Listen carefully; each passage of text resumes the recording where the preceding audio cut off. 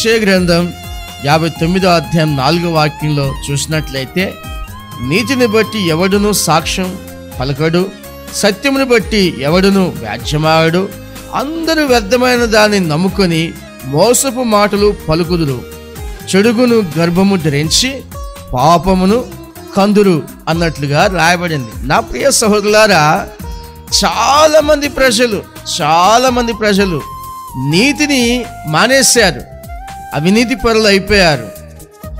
నీతి న్యాయములని కాపాడే వాళ్ళు చాలా మంది తక్కువైపోయారు భూమి మీద.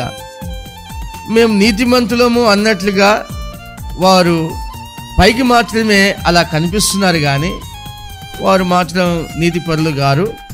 చాలా మంది ప్రజలు స్వనీతిని ఉపయోగిస్తున్నారు. స్వనీతి అనగా మనిషి స్వనీతి ఎలా ఉంటుందంటే స్వార్థముతో కూడుకున్నది.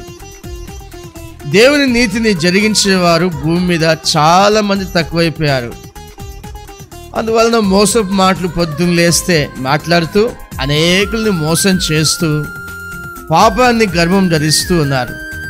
నా ప్రియమైన సహోదరులారా, హబక్కుకు 2వ అధ్యాయం 13వ వాక్యంలో చూసినట్లయితే, జనములు వ్యర్థ ప్రయాస పడుదురు గాని అగ్ని పాలవుదురు, వ్యర్థమైన దాని కొరకు కష్టపడి జనులు క్షీణించుదురు, ఇది సైన్యములకు అధిపతి యెహోవా చేతనే యగును గదా అని రాయబడింది.